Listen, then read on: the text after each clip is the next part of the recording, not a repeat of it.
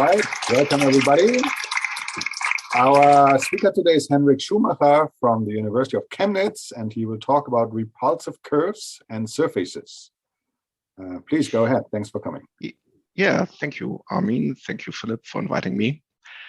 Yeah, as you said, it's about curves and surfaces, and it's not a work only by me, but also joint work with Philip, and also with Caleb Brakensiek, Keenan Crane, and Chris Yu, which are from Carnegie Mellon University in Pittsburgh. Well, usually I say a couple of words what I want to do here, but actually the picture says more than 1,000 words. So this is a mess of cables. It's a pair of earbuds, and well, how to disentangle that? And one idea could be, well, just put some supercharge on the cable so that it repels itself, and then it will hopefully spread itself and unfurl. So the basic idea is we model the cable as a one-dimensional embedded manifold, and we define some repulsive energy with some Coulomb-like two-point potential that we integrate over all pairs of points on the cable. And if we're lucky and we find a good power alpha, then we can arrange it such that whenever we do something with the cable that leads to self-intersection, then this energy blows up to infinity.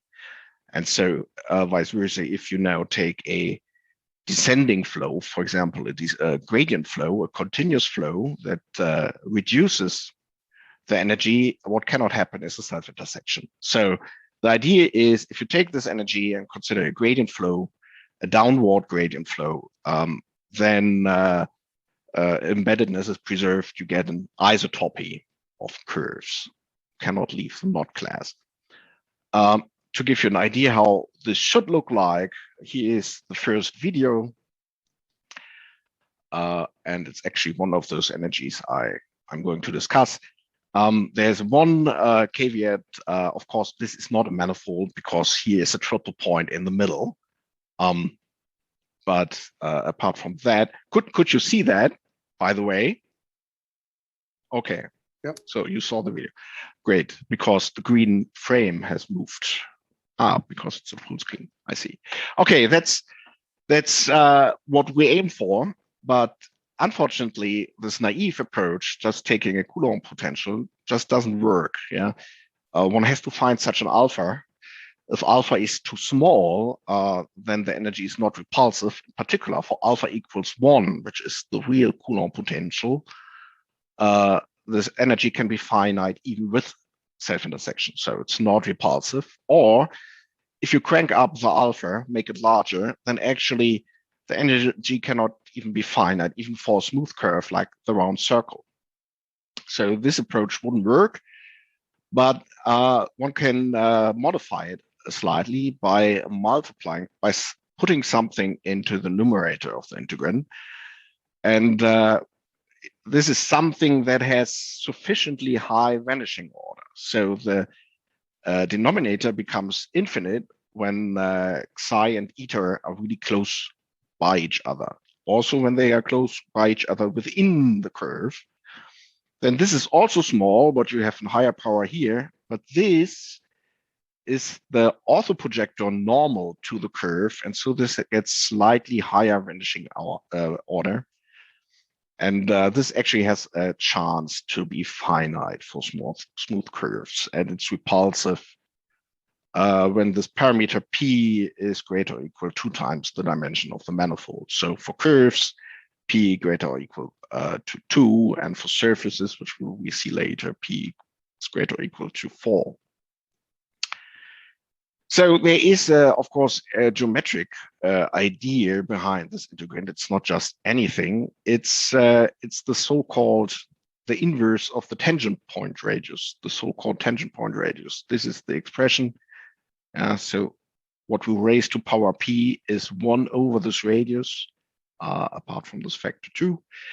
And the idea behind that consider this orange curve and fix 2 points. At this point, we take the point and also the tangent. And we take another point, and then we draw the circle that is tangent at this point to this tangent and goes through this other point. And the tangent point radius is the radius of the circle. And now we can move this point over here to the point tangent. And what happens then is the circle approaches the oscillating circle of the curve at this point. So in the limit, we get that 1 over this tangent point radius is the curvature of the curve, at least if the curve is C2, sufficiently smooth. Excuse me, Henrik, I have a really quick question before you take that limit as C and eta approach each other.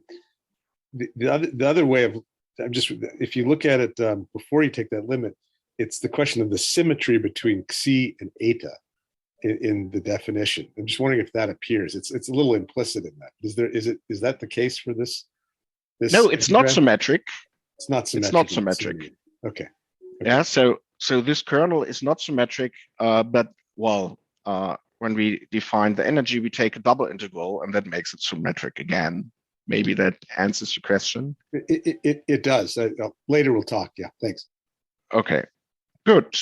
So where was I? Yeah, the relation to curvature and interpreting 1 over tangent point radius as sort of a curvature measure on a submanifold.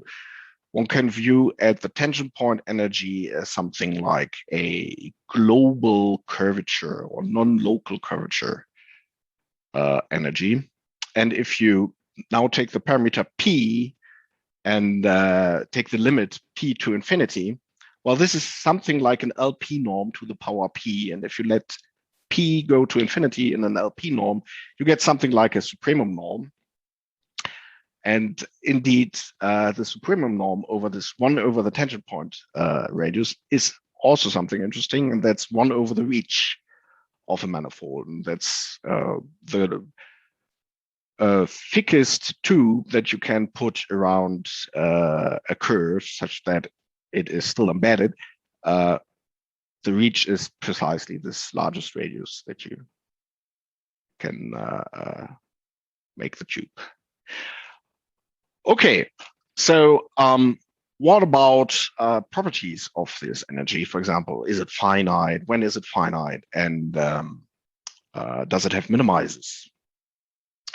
And in fact, one can define this energy for rather general subsets in RM, as long as they have something like a Hausdorff dimension and something like tangent planes, and good tangent planes in some way. But let's say you can define it for C1 submanifolds in terms of Hausdorff measures.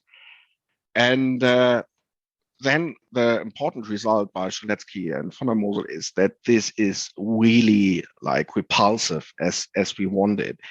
And it's formulated like that. Consider you have, let's say, a C1 manifold or an admissible set with finite energy. Then it needs to be a closed submanifold, as far as I know. And if the energy is finite, that enforces that the surface has to be embedded already, or the curve has to be embedded. And one gets also some extra smoothness. It's a bit better than C1. It's C1 alpha with some alpha that depends on the parameter P and the dimension.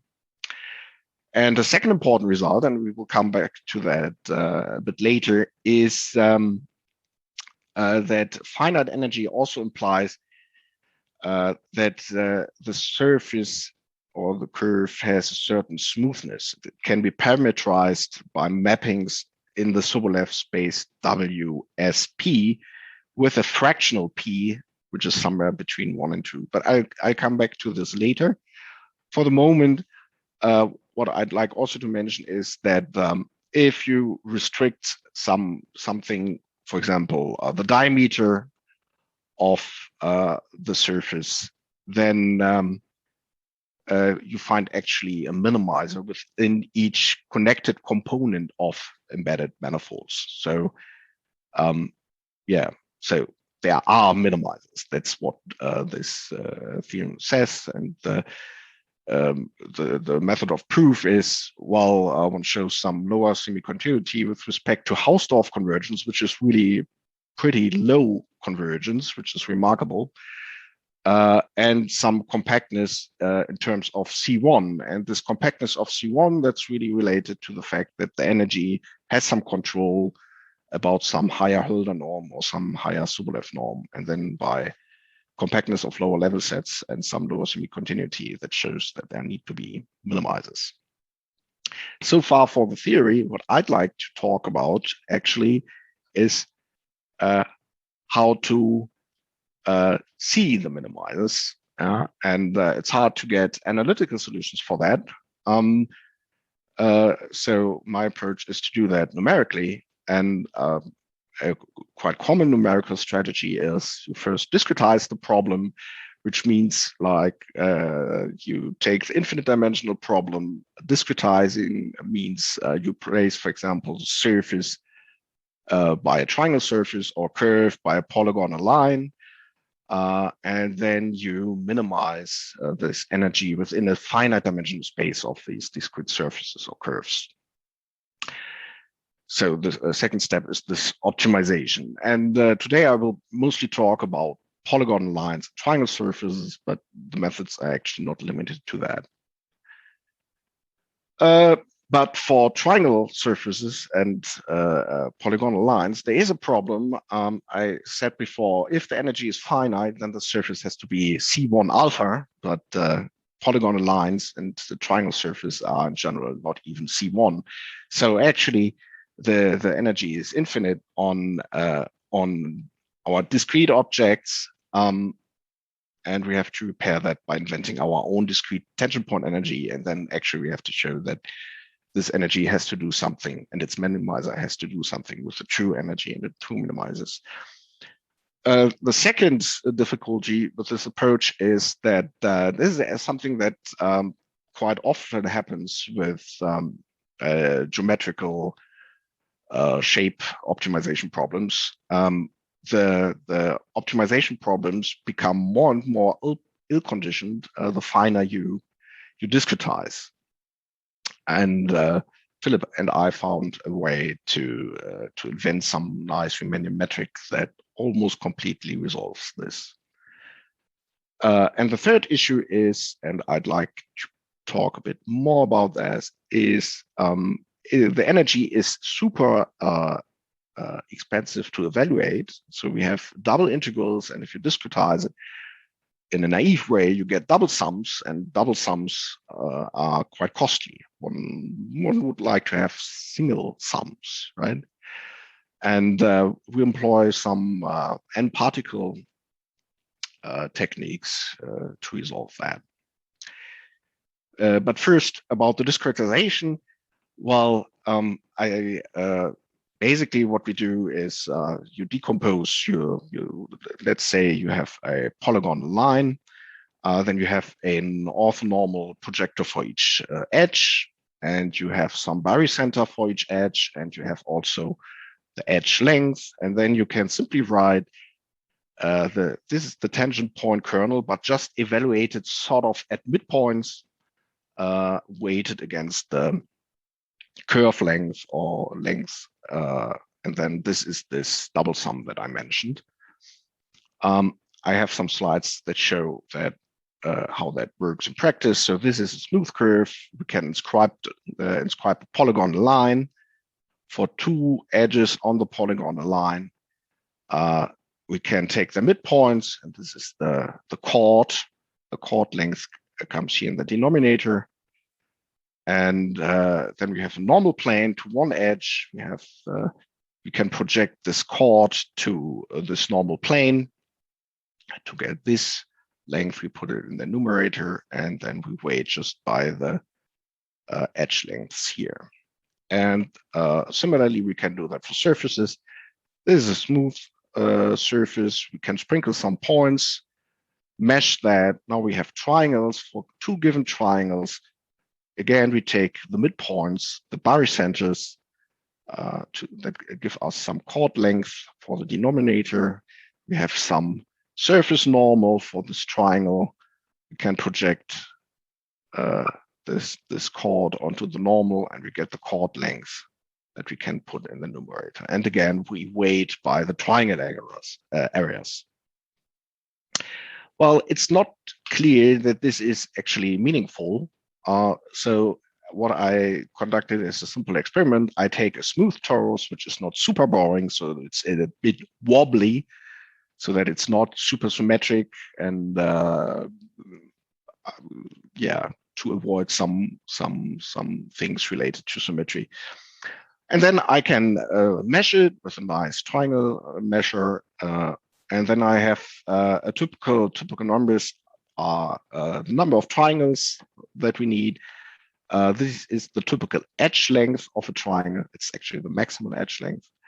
And in this column, I will report the true tangent point energy, which I can more or less evaluate on the smooth surface because it's a parameterized surface. I can evaluate, say, to 6 digits, which is far more than we need here. And then I consider the relative error of the energy compared to the discrete energy. Discrete energy minus true energy divided by true energy, that's the relative error. And I also report the time that my computer needed to compute this number. And now I can refine the mesh and see what happens to the errors. So in each refinement step, basically the edge length is divided by 2. And what we see here is the energy also becomes, this relative error of the energy becomes smaller. Actually, quite much faster than this edge length, which is a bit surprising to me. But it says that this discretization is better than I even expected. So it seems to reproduce the smooth energy in the limit of refinement, which does not say that the minimizers that I will compute are really close to the true minimizers. There's more research needed for that. And what you see in the last column is that the computation time to just compute the energy just explodes. It grows quite quickly. It's quadratic in the number of triangles, basically, because we have all pairs sums between the triangles. So this is something I'd like to address later. But for the moment, we have a discrete energy. And the next point is to devise a nice optimization method to minimize this energy. And typically what first comes to mind, that's L2 gradient flow. L2 gradient is defined like that. You have a time derivative of the surface of the curve tested against a test vector should equal the differential of the energy times V. And then you go to downward direction. The problem with L2 gradient flows in this context and also with other surface or curve energies is that a typical behavior is that fine features, high frequencies are damped out quite quickly, but the overall shape of the curve of the geometry almost remains the same. So after 10 steps, this is what we get. After 20 steps, it gets a bit smoother and rounder, but we are still far away from what we would think a minimizer should look like. One reason for this is that the L2 gradient is really concentrated. Yeah, think about these L2 gradients. That's actually the force vector along the curve. You can plot it as a vector field along the curve, and each vector tells each point what the force is that all the other points exert on this point.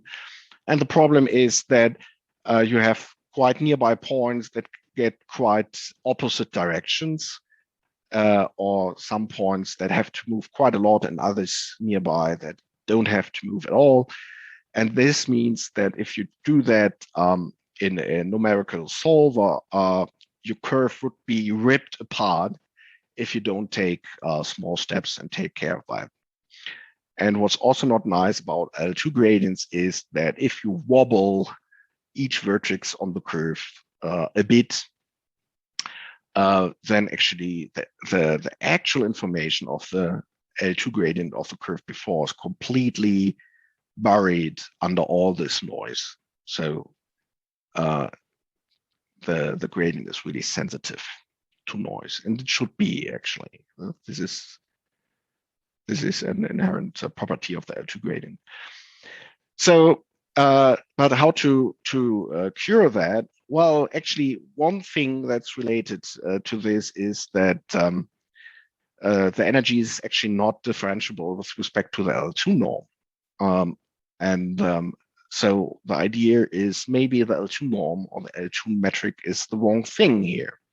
And that's where we come back to Simon's result. Simon characterized finite energy curves and surfaces in terms of a certain Sobolev space, and it's really if and only if. So this is really this Sobolev space, this Slobodetsky space of, say, surfaces that have S derivatives in LPE in some sense. That's the space to consider. And if you think now, well, the differential is supposed to map to the dual space of this Sobolev space, and this dual space has some negative S. So it's W minus S, comma something. So this mapping is basically a nonlinear differential operator of at least two S derivatives. And the idea is now to find a Riemannian metric for the space that helps us in computing nice gradients. Well, but the problem is this is actually not a Hilbert space. It would be in the Hilbert space if P were equal to 2, but that's sort of corner case, boundary case that we actually don't want to consider. Typically want to consider P greater than 2. And so what we can do is we can consider the closest Hilbert space in some respect, and this is HS, which is WS2. So we just reduce the P and hope we can get through with that. And on HS, there is an inner product, and one can phrase that in terms of the Laplace-Beltrami operator of the curve of the surface. One takes a fractional power of that, and then simply the L2 norm on the L2 inner product. But unfortunately, well, in order to evaluate this fractional power, well, what one could do is employ the spectral theorem, diagonalize the operator, and then apply powers to that. But numerically, that's really expensive. So what we use instead is this inner product, which is of Gagliardo form. It's a fractional expression that to leading order coincides with with this inner product here stemming from the fractional power of the Laplacian. But this is computable. It's a nasty integral, but we can do that. For given two functions, u and v, we have to apply some first order derivative operator, then take differences, and then do all this integration. So we can evaluate that. And we can also try to solve linear equations like these. And that's the equation that determines the gradient. This is the weak formulation. If we plug in the gradient here and test with any vector field v, then it should do the same as the differential of f, of E at the point f. And I said before, while we cheat here a bit, this is not really a Riemannian metric, but what we can show is that the gradient field that results, it is well defined and has nice properties like it's local Lipschitz continuous, so that the downward gradient equation really becomes an ODE, and that makes it numerically much simpler to integrate these equations. Just a comparison between the action of the L2 gradient descent and HS gradient descent. On the left, this will be the L2 flow. On the right, that's the HS flow. And now I do it iteration by iteration because you see on the right-hand side, things converge quite quickly. After 10 iterations, basically nothing happens anymore. I have also 20 iterations here. It's the same image. This is presumably a local minimizer of this energy.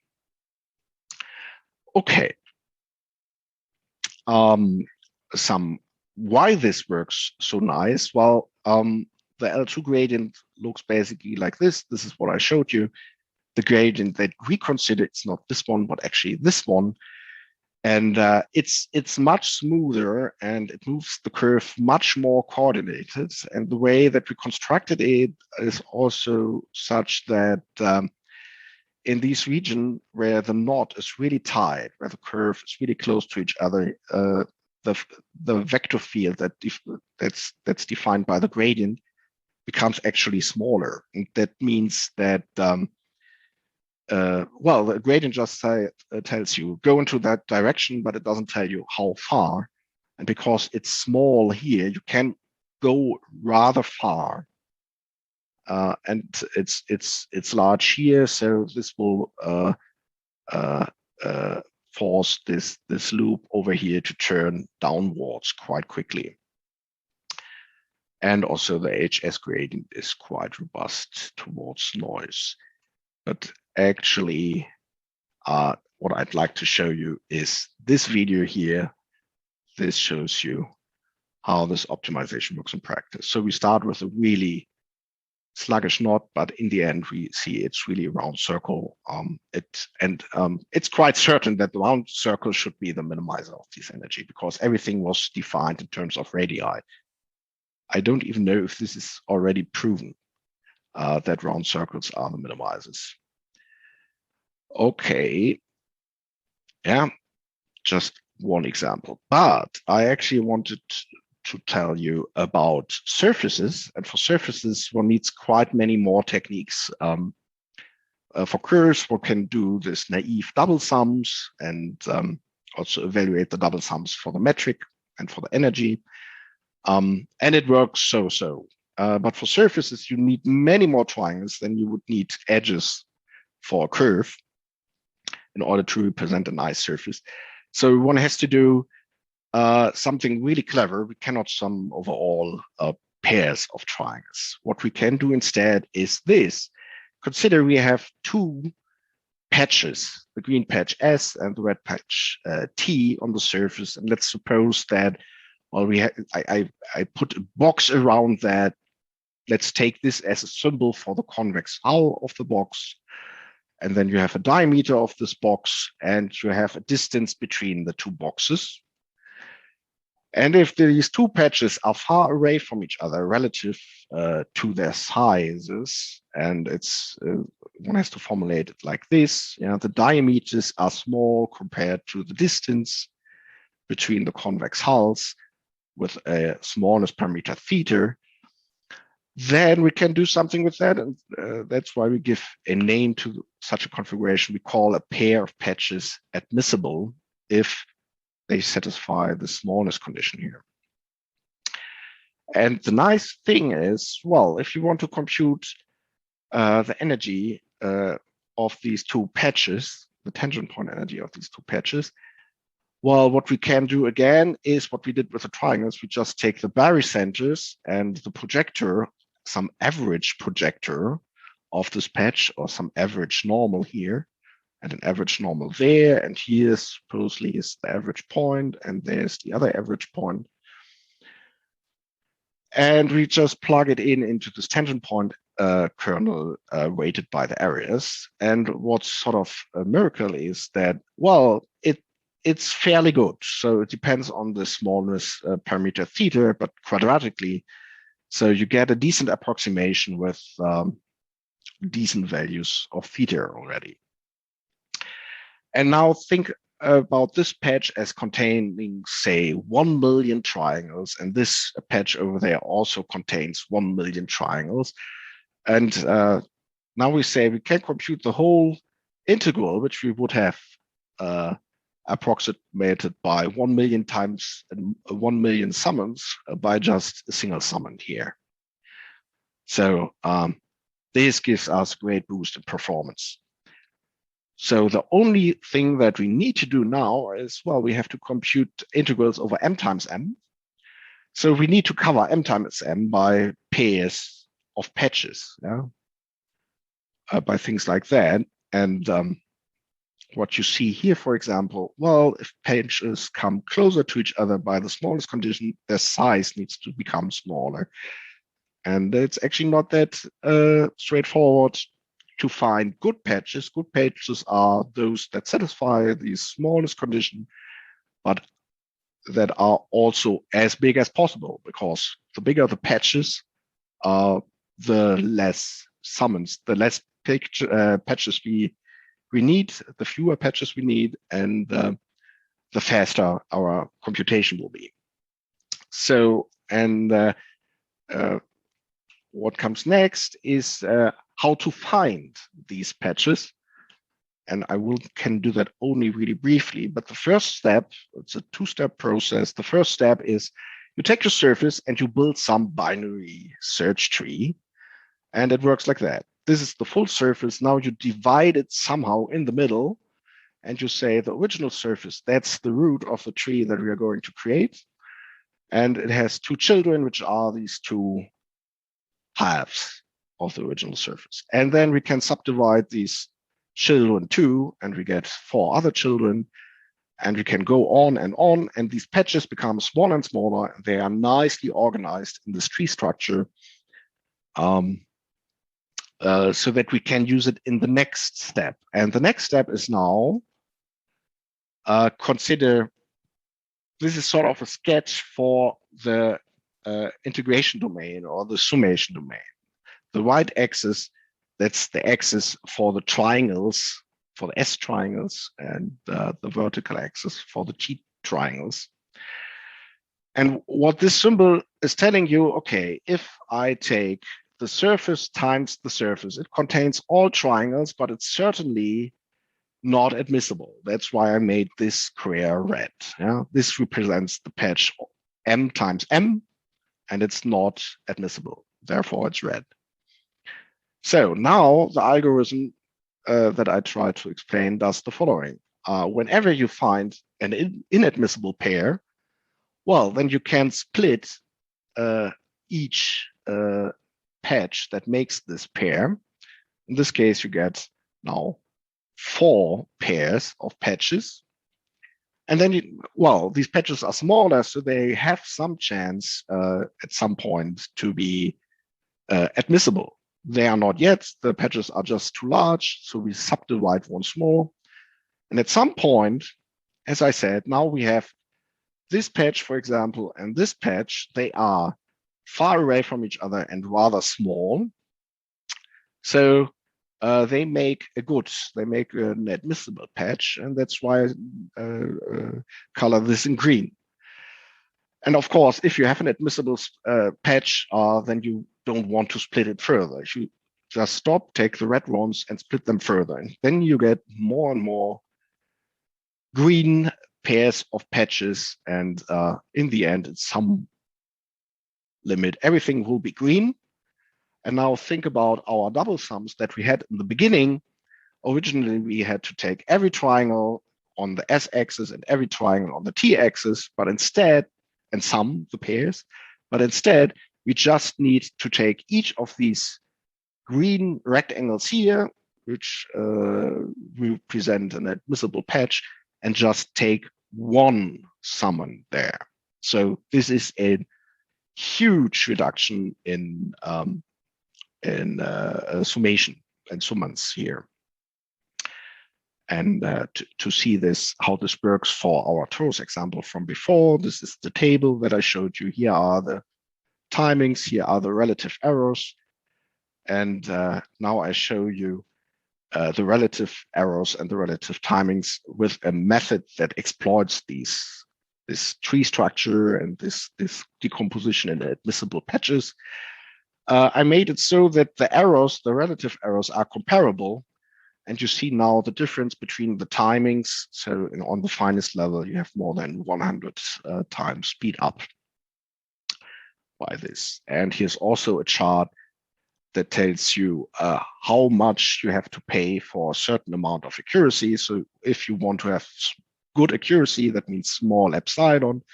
So you want to go to the left, and on the vertical axis, that's time. So this is the time you have to spend in order to get a certain accuracy.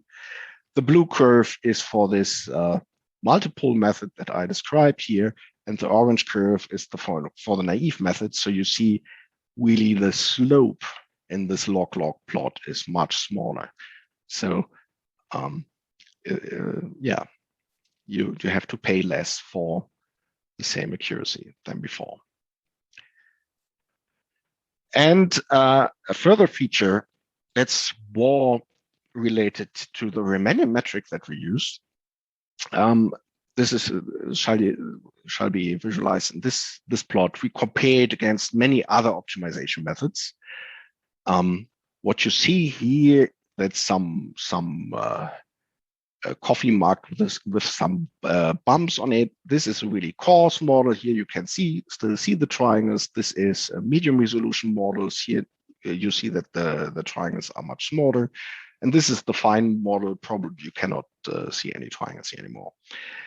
And what showed you here in each row is the outcome of a fixed number of gradient optimization steps with respect to various optimization methods. These here on the right, you more or less can ignore. They basically are the same as H1. We tried H1 because H1 methods are really popular in computer graphics, and we want to make the point here. It's really important to pick the right order of the Sobolev space. Yeah. So with L2, what happens is that the finer you mesh, the less efficient the optimization method becomes. So with a fixed number of steps, you basically achieve nothing in the end. H1 is a bit better. H2, which has too high order, is worse. It cannot get rid of these small bumps here, but in the middle, that's our HS method that really basically needs the same number of iterations in each mesh resolution in order to converge to the minimizer. What is the actual value of this? Oh, I haven't recorded it. So you mean the energy value? Or what value do you mean?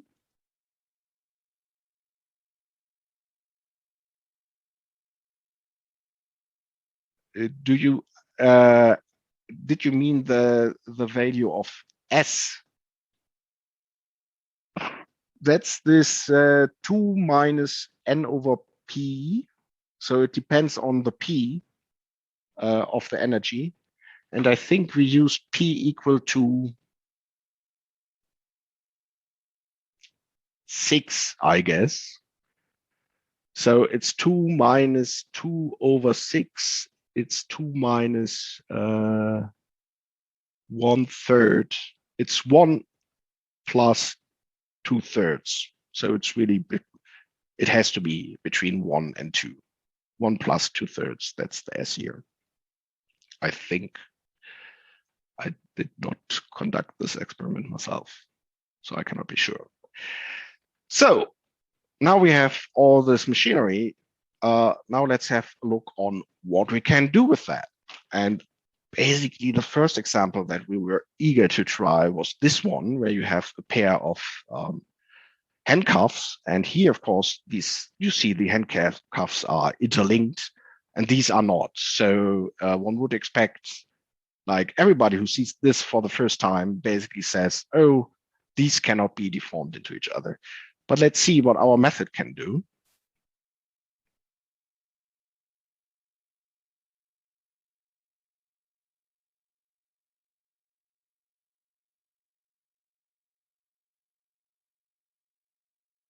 So our method can move one into the other. What did we actually do here? Well, we started with this configuration. We ran the flow until we got something which looks like the minimizer. Then we stopped it. And then we started the flow over here on the right, let it flow down to something which also looked like the minimizer. And then we glued the two videos together. That was the idea. So the minimizer is in the middle. Maybe I should show this again. Isn't it wonderful? It is wonderful. I will say that. That's amazing. Thank you. Okay. Well, we can go on with many other experiments. For example, this one is actually, I found once a video in the internet where somebody built that from clay. So this is a double torus, which is linked around an infinite pole, straight pole. And well, this you think this two were an invariant, but this video now shows it's actually not.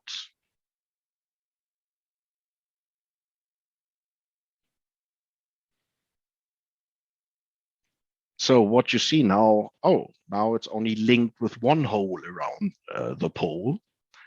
And we did something else. We just did not only minimize the energy. A minimizer would probably look something like this, but my colleague really wanted that you can see the flat Turros. So he also pushed from the top and bottom. So he added some invisible planes that also repel the surface.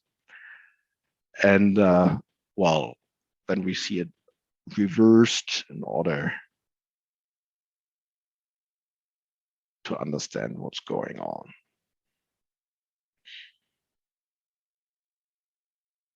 Yeah, this is it. Okay. Well, then we played with, of course, with many other examples. This, for example, is a Truffle Knot where we attach such a further loop. It's not a knot anymore. It's actually also, can you guess it?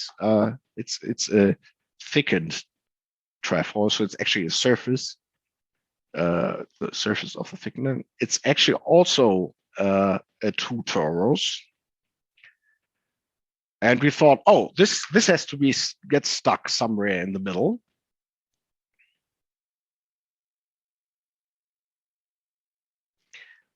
But it doesn't.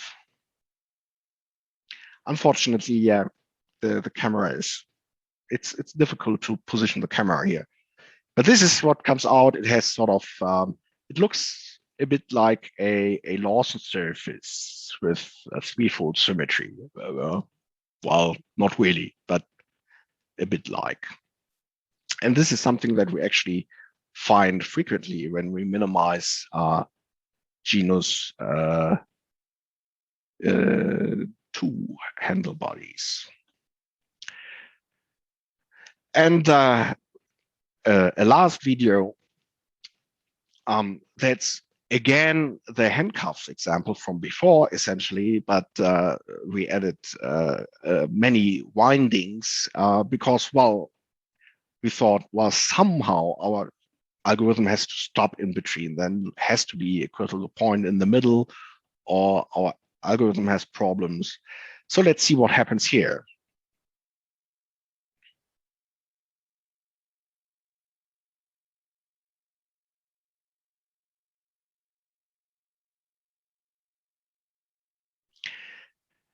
And again, we end up with this surface of threefold symmetry. It doesn't turn, but it's basically the same one as before. Well, then we also, Keenan was really curious, so he found this nice table of knotted theta curves up to 7 crossings. If you thicken a theta curve is basically a circle with a third line attached. Like here, the trefoil is one circle, and then you attach here this one line. So it's not knots anymore, it's knotted graphs.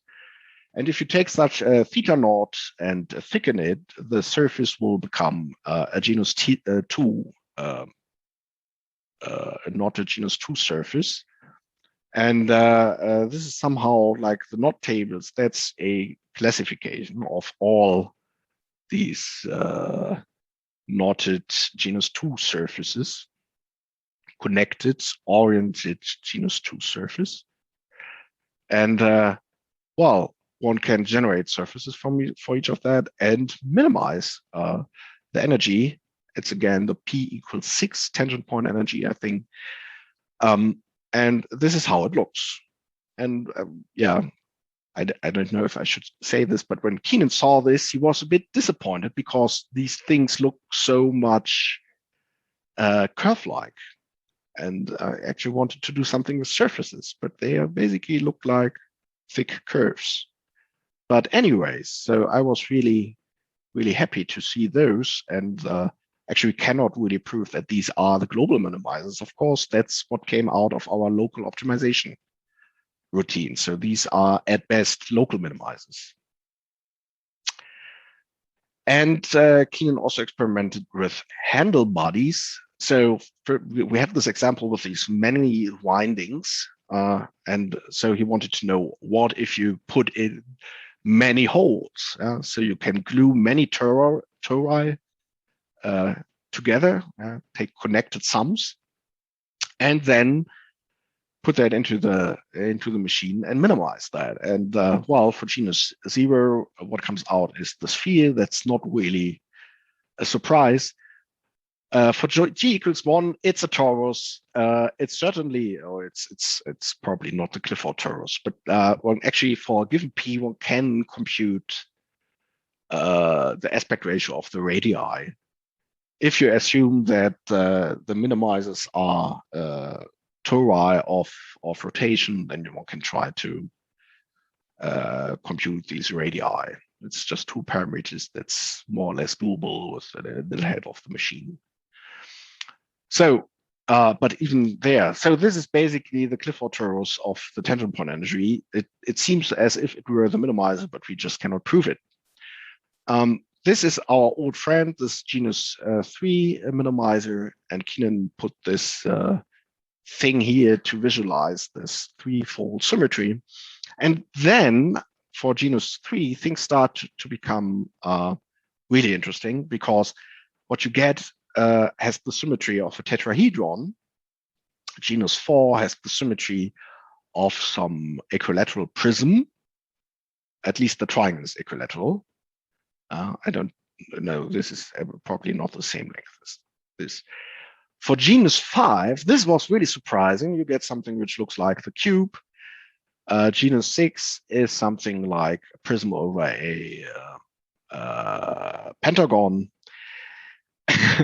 And then there are some measurements errors, like genus 7 and 8. Well, Keenan found some nice representation for genus 8. Genus 7 seems to be just amorphic. Genus 9 is not as regular as we expected, so it's a bit thicker in the middle. Genus 10 is again totally amorphic. But genus 11 is nice because it pretty much looks like a dodecahedron. Beautiful. Okay, that's as much as I wanted to tell you today. There's so much else to do. For example, I'd like to really prove that this discrete energy that we use is really consistent, and that it actually produces the right minimizers. Then one can also improve the accuracy so that we have the smallness parameter and the error depended quadratically on the smallness parameter. With some more work, one can devise a method where there's also the smallness parameter, but the error is then the 4th power of theta of the smallness parameter, or the 6th power. This is meant with higher order accurate fast multipole method. We were slightly disappointed by the performance of our optimization scheme close to minimizers. We think it's related to the fact that the Euler-Lagrange equations of these tangent point energies are related to degenerate differential operators, so they're not elliptic, and that could be a reason why the method stalls a bit. But there are also many other things, like accuracy might be a problem. So this is something to take a closer look at. Yeah, well, this belongs almost to the first point. So is what we have seen here really true? Do the real minimizers really look like that? We don't know. I would say yes, but it would be nice to be able to prove that. And this is not only a mathematical toy. We think we can also use that, for example, in computer graphics, where one has to interpolate certain manifolds, certain poses, and one wants to do that in a way that is free of self-intersections, because that's not natural for human beings, for example, to self-intersect. And also, I think we can employ this energy as regularizer for all sorts of inverse problems, or in mechanical problems where you have contact restrictions. For example, elastic knots, a knotted curve that cannot penetrate itself, but tries to relax under bending energy. Or we had also some examples of minimal surfaces with obstacles. I haven't shown pictures, unfortunately. So you minimize area, but you have some obstacle, and so the surface cannot go through this obstacle or not. This is also some possibility that we can investigate. For the moment, I thank you very much for your attention, and I'm looking forward to answering your questions. Thank you. Thank you.